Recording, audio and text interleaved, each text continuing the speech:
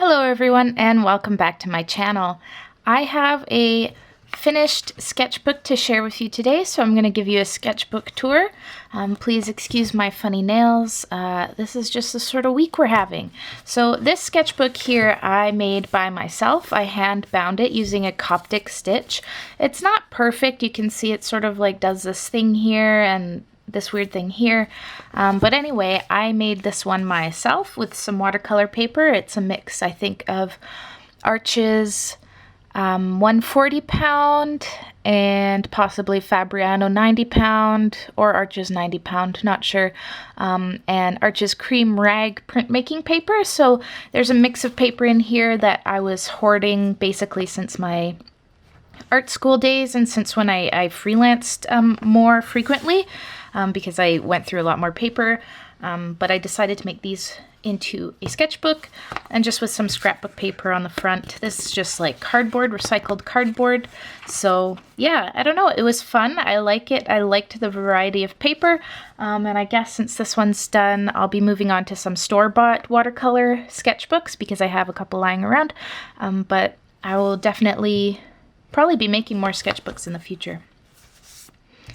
So on the front here are just some stickers. This one's from like a dollar store. This is by Bryn Matheny from her Shark Cats sticker pack. I don't know if you can see right there. It says, if it'll focus, maybe it won't. It says brynart.com, #SharkCats. This sticker here is from Beam Watercolors, which is a handmade watercolor company. And then a dragon sticker from a local artist on the back here. So most of this sketchbook was actually the one I did for Inktober. So this is my #Inktober sketchbook tour. So starting off here, I just, did some patterns with some red watercolor to break it in.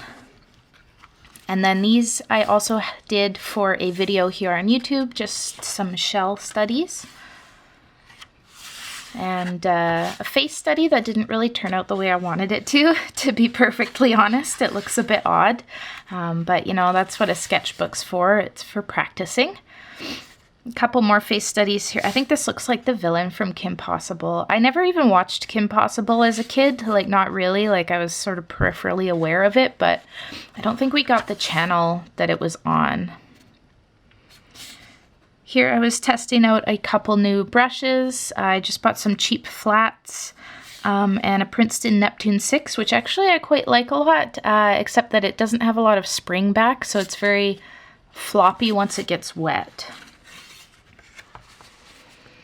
Here are some fun little landscape studies, just really small, really graphic, practicing layering watercolor. And I did a little lifting on this one here. These ones, I believe, are also from a video, just doing a few plein air paintings of rocks and such in the Badlands. Seeing how many I could do in a day. I think I did all 3 of these in one outing. And I don't know, these are just some little bug designs and a guy in some medieval garb from the Khakhra Medieval Day that I went to. It was about the only medieval thing I got to go to this summer because the Brooks Medieval Fair, which is the bigger one, it was canceled. And then at this one, the Khakhra Medieval Day, literally as I was starting to paint this painting, an incredible windstorm ripped through and it was pouring rain and all the tents were coming down and everybody had to hide in the library, but people had to stay out and make sure the tents weren't flying into the road. It was kind of like some Wizard of Oz level stuff. So I think I drew this one and then I finished it later when the storm was done. But I drew it from life, just the guy who was sitting in front of me inside the tent for my dad's sword fighting team. Here are some cloud studies from my How to Paint Clouds with Gouache tutorial. And this is one done with a water-soluble brush marker. So it's an ink, which means that when you get it with the water, it separates into the separate pigments. So you can see that there's a green and a red that makes this sort of brown color. So it's splitting off into the different colors. This is one of my great uncle's dogs named Chewy, who's probably like, I don't know, like 20 years old, I bet. Like super old dog. And it just came down to sort of hang out with me during a family reunion. So this was the one piece of art I did on that day. And on this page here, I was testing out my bean paints order that I got. So the grays and then the free purple that they included with my order. And just using those for some fun little fox designs. Just playing around, really loose, really graphic. That sort of stuff is very fun. And I did some portraits here. I like this one. This one here. I just think it turned out really neat. And it's a cool style, like very lineless. I don't normally work that way, especially not for portraits, but that's something I might want to pursue in the future. And now we're getting into Inktober. So this is the first prompt. I actually did the official prompt list this year. And I also did one of the prompts for a video on YouTube, so you can check that out as well and watch me do it in real time. I didn't speed it up or anything. So this is the first day. The prompt was ring, and I didn't want to draw like a circle ring, so I did a bell. And I think I ended up posting this one on Instagram. I did this one too, but there was something loose about this one that I liked. And I also like the paper texture, because these are two different types of paper, of course. The next prompt was mindless, and I thought, well, a fungus doesn't have a brain. At least I don't think so. Maybe they have some sort of brain that we can't recognize as a brain, and maybe they're from space. I don't know. Fungi are very strange. But yeah, I just drew some little sort of toadstool guys. The next prompt, number 3, was bait, and I painted a little tetra. And yeah, I got some tetras from my friend and coworker who left the museum to move back to Halifax. So we took in her tetra tank. It's a planted tank. We had a bit of trouble there. An illness broke out in the tank, and it took some of the tetras and some of the otocinclus catfish that we put in there. It was really stressful, but we ran them on their medicine, and some of them survived. So we're first-time tank carers, and I don't think we did anything wrong. It's just, you know, they're so small and delicate, they just get stressed out by any movement, right? You know, so they moved from one house to another house. So of course all the light patterns are different, the noises are different. Anyway, so I think they had a bad time, sort of compromised their immune system a little bit. But yeah, some of them are back to normal now. Yay. That's my fish story. The next prompt was freeze. So I drew a northern chorus frog. They actually have sort of an antifreeze in their blood that allows them to hibernate in very cold temperatures over the winter and then wake back up in the spring. So that's how that prompt got there. It was just sort of like stream of consciousness. I was like, freeze, freeze. I want to draw an animal. What animal freezes? And frogs. So there we go. This one here was for the prompt build. So birds build nests. This is a nest that my mom found, and she put it in a Tupperware and like brought it to my house. So we have that as part of our like little collection, like our house museum, basically. And this is for the prompt husky. So my friend has a husky named Josie, so I just snagged a picture from her Instagram and drew it. I don't think I even told her. Danny, I drew your dog. The next page is called Enchanted, so that was prompt Enchanted, and I think we had just recently finished watching the Dark Crystal Age of Resistance show on Netflix, which was amazing and so cool and so weird, and it kind of felt like playing Skyrim, but it was like a TV show. Anyway, there was a lot of mountains and a lot of atmosphere, and it was really fun. So this is sort of a gelfling looking little creature that I drew. This one was for the prompt swing. It kind of goes like that way because he has such long legs that I kind of drew it on a diagonal. Anyway, and this one is frail, so it's a little baby bird, just a little fresh baby bird. Not too fresh though, because he's got his primaries coming in, but he's still pretty fresh.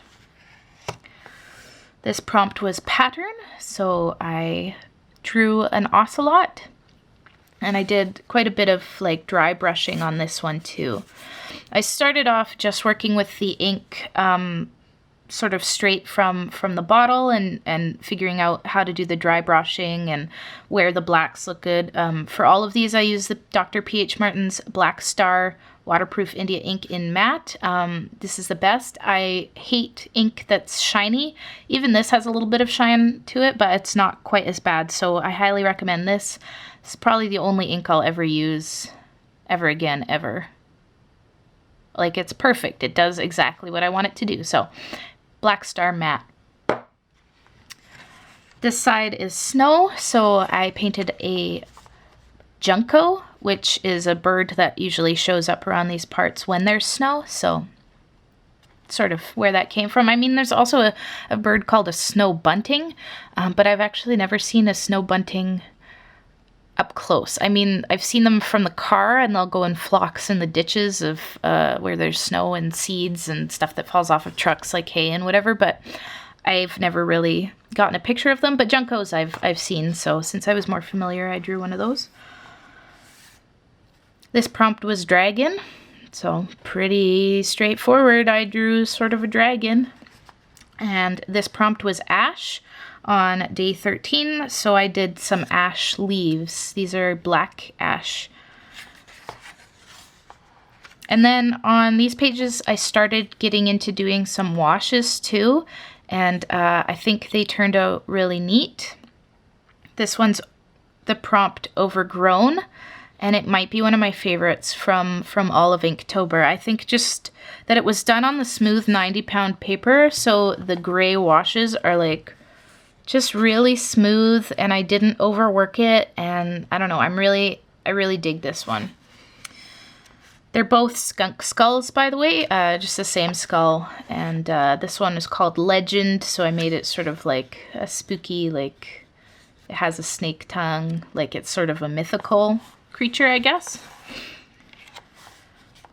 This page is called Wild, so I always think that like the wild jackrabbits that live in Alberta and they live in Calgary, especially, that's where I've seen them the most. They have these really wild looking eyes, like they never look calm. So that's how I got from that prompt to this bunny. And this is also referenced from a photo that I took myself. The next prompt I think was Ornament, and I really wanted to do like a Styracosaurus, but I wasn't happy with this. So I tried again. And I was like, well, it's okay. Like, it's nice, but it's kind of boring. So then I switched and I did a deer instead for ornament, you know, with the antlers and whatever. On this page, the prompt was misfit. So I did a platypus, sort of the misfits of the animal world. And for this one, I combined the dry brushing and the washes. So you can see there how that looks, and I really like this approach too. I think for this Inktober, I actually got like a really nice grasp on using ink, which is not something I use very often. I even tried in my other sketchbook like using it with a crow quill a little bit, but I don't know. I don't really like drawing with a crow quill because it catches on the paper. How should I put this? I feel like fountain pens or dip pens are very directional.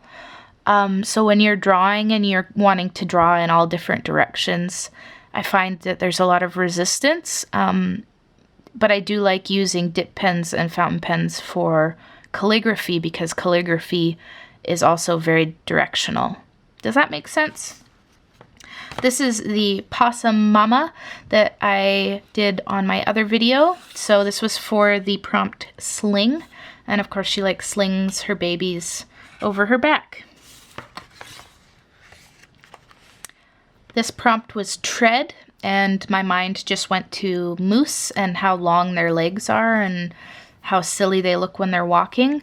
So yeah, I just did a moose here, and I used a little bit of white gouache around the edges just to sharpen up the silhouette, because that's sort of your eraser is going to be white paint. So I did have to erase a bit because I screwed up around here. This prompt was treasure, so I drew some gems. And then I think the next prompt was ghost, and I did a couple of tries that I didn't like. Like this one, I was like, meh. This one I was also kind of meh. So I filled it in with just some like calligraphy as well. I've been learning Welsh on Duolingo, and I've also been reading the Mabinogion, which is like Welsh fairy tales, basically, traditional tales. So I've been, I don't know, thinking about that quite a bit and trying to incorporate it into what I'm doing this November for National Novel Writing Month. I'm doing a story set in Wales and drawing inspiration from those Welsh tales. So these are just the names of like some characters from there. Yeah, anyway, I won't pronounce it on video because like my pronunciation is starting to get pretty good, but I still I slip on the double L's a lot. If you speak Welsh, you know it's sort of like a sound, which, yeah, anyway, I guess, so this would be push. And, yeah, anyway, it still feels strange in my mouth because, of course, I'm a native English speaker, not Welsh, but I'm getting used to it. This was the final one for the prompt ghost that I actually did. So this is sort of based off of the story of Blodeuwedd, and she gets turned into an owl, or multiple people get turned into owls. People are dying, there's betrayal, people get turned into owls. So sort of like a Welsh medieval ghost, and I really like this one too. Actually, maybe this is my favorite. On this page, the prompt was ancient, so I drew an ammonite. Well, I'll see if it'll focus here. There's a little ammonite boy. I like his tentacles quite a bit.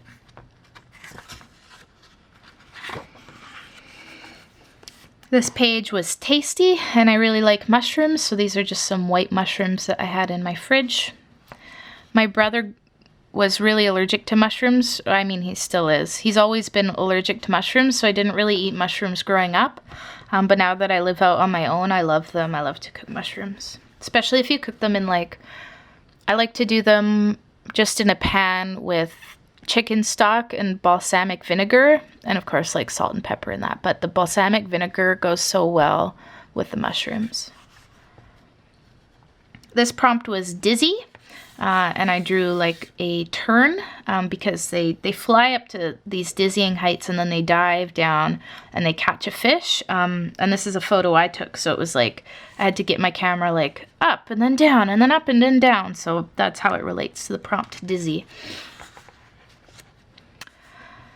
This one here is a dark morph quoll, a marsupial from Australia, for the prompt dark. And this was for the prompt coat, so I drew a red fox, but it kind of turned out looking like a coyote. Anyway, he's got fur, so fur coat. This prompt was ride, and this is just a picture of a horse and rider that I took at Spruce Meadows one year, so I have lots of like jumping horse action shots, which are useful for reference. This prompt here was injured, and this is actually a hawk with an amputated wing that lives at the Calgary Zoo, because of course she can't be released to the wild. I don't know if it's a she-hawk or a he-hawk, but Finn and I had just seen Mad Max Fury Road, so we gave her the nickname Furiosa because she only had one wing. So this is Furiosa. And on this side here, the prompt was catch, and I got to watch this heron catch fish in a river in Banff in the mountains. So there's the teeny tiny fish that it caught. It was a juvenile heron, and it did pretty well for being sort of fresh on the hunt. And the last prompt was ripe, and I wanted to do a pumpkin. This one turned out super weird. Like, I like some of the shapes in here, but I was like, oh, that's a weird drawing, Mary. So I did a better one on this side. And I actually did all 31 days of Inktober this year, so I'm quite proud of that.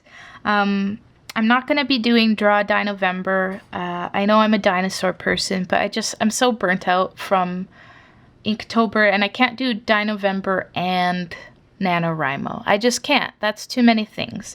So I'm going to try to do NaNoWriMo, National Novel Writing Month, if anyone's not heard of that, and see how that goes. And then maybe I'll do Dinocember. I know it's like Dinovember, but maybe I'll just do it in December because why not? You know? You can make your own rules. You can make your own hashtags. Anyway, so the end, that's it. That's this little sketchbook that I made myself and filled myself.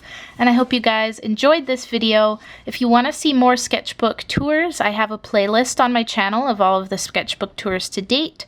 And you can also like and subscribe and hit any notifications you wish to have of more sketchbook tours in the future. The next video is going to be my video for the November edition of the Animal Artist Collective, so I hope you guys are looking forward to that. And thanks so much for watching. Bye!